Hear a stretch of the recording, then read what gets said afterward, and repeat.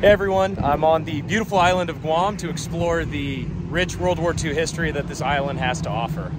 Now, while I'm here, I'll specifically be exploring sites associated with the Battle of Guam, which took place from July 21st to August 10th, 1944, which was the United States Army and Marine Corps invading Guam and recapturing it from the Japanese.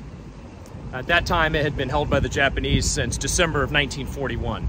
So there's a lot of amazing sites here, and I figured I would start here at the National Park Service Visitor Center. And yeah, let's head on in.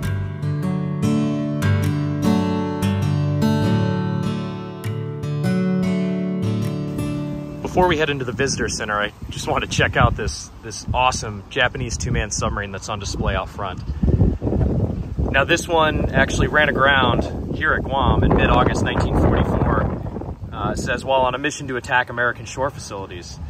And the battle for Guam had already ended, so amazingly this two-man submarine ran aground, and thankfully it exists to this day. Here's a picture of it aground on the shore, kind of how it would have looked on the inside there. See just two personnel.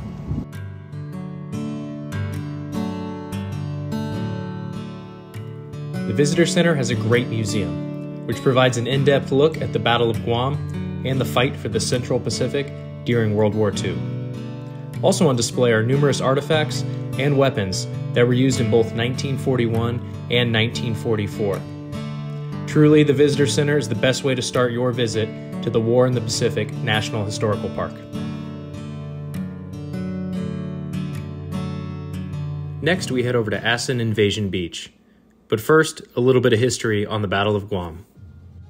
By mid-1944, the Mariana Islands remained one of the main Japanese holdouts in the Pacific, and accordingly, were the focus of American amphibious operations. If the geographically important islands could be captured, the Americans could launch B-29 superfortresses from there and bomb the Japanese mainland. Guam was one of these islands. A previous U.S. territory, it was captured when the Japanese invaded in early December 1941.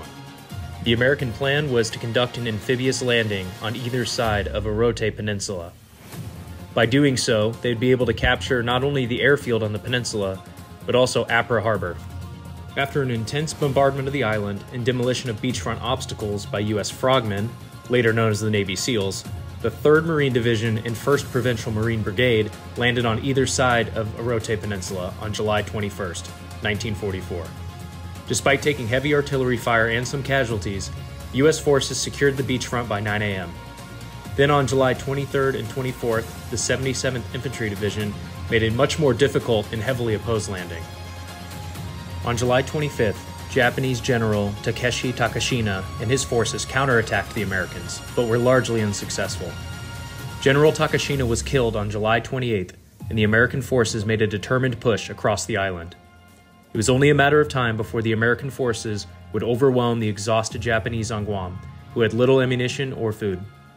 On August 10th, Guam was declared captured, though nearly 7,500 Japanese soldiers remained at large. Asan Beach is where the 3rd Marine Division landed on the morning of July 21st, 1944. Surprisingly, today the beach doesn't look much different than it did then, though much more peaceful.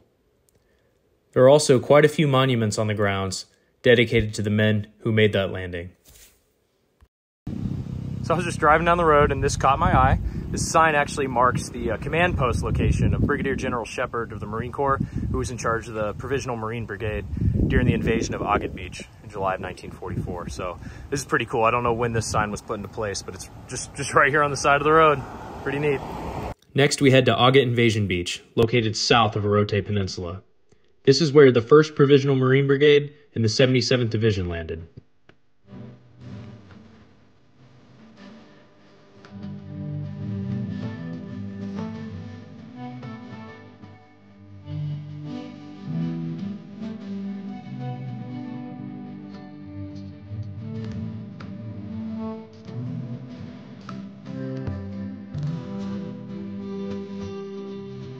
Okay, we're here at Agat Invasion Beach, which is part of the War in the Pacific National Park Service. And they actually have some cool pieces of artillery on display. So this is a Japanese 20-centimeter heavy bombardment gun.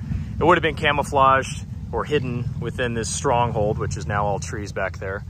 But it's pretty awesome to see. And this is an original gun that was used during the Battle of Guam. All right, we're still here at the Agat Invasion Beach. Right behind me, it's all covered in trees now, and you can see some of the stone and inner workings here. This was actually utilized by the Japanese as a stronghold right here by the beachfront. So when the Marines and soldiers were storming the beach on the morning of the 21st of July, 1944, this is what they ran into. Just a heavily fortified Japanese stronghold and position right by the beach. Now this is pretty neat. So you can actually see where it was just carved out into the rock face here, these tunnels.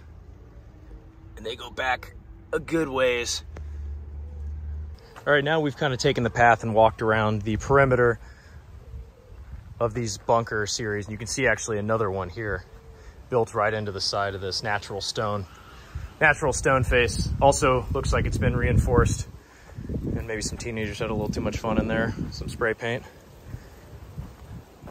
Yeah, these views are just unbelievable. Now this is where the 1st Provincial Marine Brigade and the 77th Infantry Division landed at about 8:30 in the morning on July 21st, 1944. And today it's just a beautiful, peaceful, calm watered beach. But you can only imagine the carnage and the gun smoke and the noises and everything that was happening on that day. It's amazing. There's still, you know, there's this kind of cement structure out here just in the water. I'm not sure if that's actually an old Japanese defense or if this is something possibly more modern, but it's just absolutely beautiful here. Very peaceful today.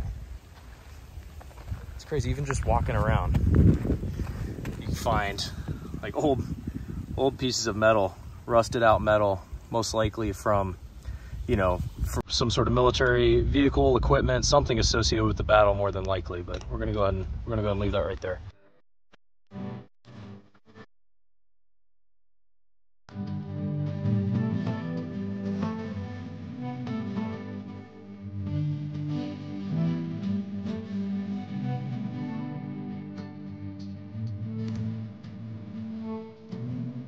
All right, we just finished up exploring Agat Invasion Beach. That was absolutely amazing, just to stand at that spot, to stand on that beach, looking up at the fortifications where the Japanese would have been fortified, and then just stand on top of the Japanese stronghold and look at the invasion beach and where those landing craft and amphibious vehicles would have been coming ashore and the soldiers and Marines rushing ashore.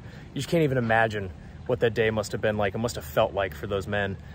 You know, especially during those crucial moments when you're under gunfire and charging towards a beach and towards an enemy holdout. So it's just amazing. Now we're going to move on and check out some more sites.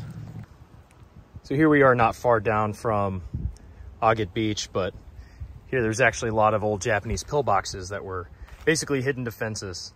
They want to protect themselves from bombardment. They built these pillboxes directly into the limestone. We kind of come down here towards the beach. Actual Agat Invasion Beach is over there in the distance, right about there. But the troops and all that landing would have extended all the way to this area as well. So we're kind of on the other side of this shallow lagoon. So here we're at one of the Japanese pillboxes. I'm actually gonna kind of stick my phone in there so you can get a view of what it looked like on the inside of one of these things.